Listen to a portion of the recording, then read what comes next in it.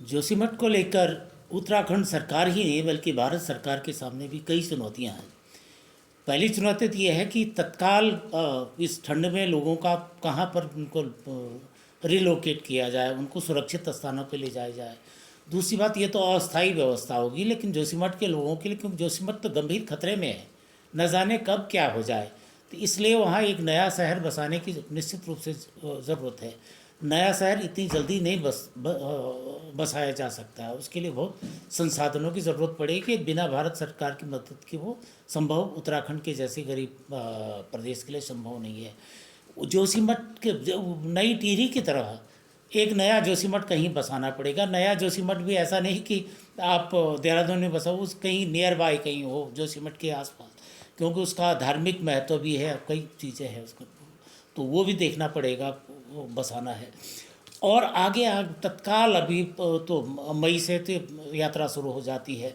अगर सड़कें टूट जाएंगी, कुछ होगा तो, क्योंकि जोशीमठ तो यात्रा का भी बेस है, वहीं से यात्रा संचालित होती है, जो हेमकुंड के लिए भी होती है, बद्रीनाथ के लिए भी होती है।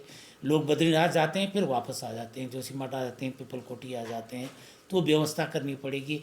और सबसे बड़ी बात यह है कि वहाँ पर जो छावनियाँ हैं देश की, हमारी सुरक्षा की छावनियाँ हैं, वो आगे एक तो जैसे आईटीबीपी है, आईटीबीपी आगे ये सुमना है, हिमनी है, बहुत जो वहाँ पर पोस्ट हैं बॉर्डर पर है, जहाँ बर्फ़ भी रहती है, आजकल बर्फ़ में ही आईटीबीपी की पोस्ट है, उनका बेस भी जोशीमठ है, वहीं से रसद जाती है, तो वो कट ऑफ हो जाएगा। तो अगर तो वो भी चाहिए, बहरहाल फ़िलहाल तो एयर ड्रॉप उनके लिए होती है, लेकिन वहाँ के लिए सपोर्ट तो जोशीमठ से ही जाता है, फौज का भी वहीं है। तो सामरिक दृष्टि से भी एक नई छावनी, नई वो सरकार को इस्टेब्लिश करनी पड़ेगी।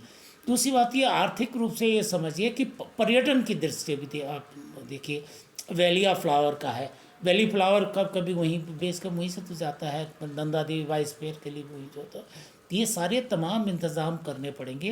दूसरी बात ये नया शहर बसाने के लिए करना पड़ेगा, ये करना जो वहाँ पर जो अभी कह रहे साहब, उसके नीचे से आपका टनल बन रही है। टनल कह रहे साहब, ये तो ऊपर ओली कैसे हो सकता है? उसका जब तपोवन से वो आ रहा तो टनल ऊपर नहीं जाती है, ग्रेविटी पर डाउन ही पर तो जाएगी, तो पानी तभी तो बहेगा, ऊपर थोड़ी चढ़ता पानी। तो उसके लिए लगता है कि या तो बंद को वो भी सोचना पड़ेगा भारत सरकार को कि विष्णुप्रयाग तपोवन जो ये लाता तपोवन और इसका जो है प्रोजेक्ट चल रहा है, उसको चालू रखा जाए या बंद किया जाए। सुना है वहाँ तो 250 करोड़ की एक मशीन फंसी हुई है जो पीछे नहीं आती है, जिसको तो आगे ही निकलना है, आगे निकलेगी तो समस्या ये है। तो ये इन चीज़ों तमाम चुनौतियाँ ही चुनौतियाँ सरकार के सामने गंभीर चुनौती है। मानवीय त्रासदी ये है कि इस ठंड में लोग, जोशीमठ के लोग कहाँ उनको सेटल किया जाएगा? इतनी प्रॉपर्टीज़ लोगों ने, इतनी बड़ी बिल्डिंग वहाँ खड़ी कर रखी हैं, उनको तत्काल रहने की ज़रूरत है। तो ये है, उम्मीद की जानी चाहिए कि उत्तराखंड की सरकार विवेक से काम लेगी और भारत की सरकार उदार होकर, जैसे जब केदारनाथ की आपदा आई थी तो उस समय प्रधानमंत्री मनमोहन सिंह जी ने एकदम 8,000 7,000 करोड़ का ये प्रोजेक्ट वो पैकेज कर दिया था। तो तत्काल मोदी जी को भी उम्मीद की जानी करेंगे, तो ऐसी उम्मीद है वो करेंगे, कोई बड़ा पैकेज देंगे तत्काल।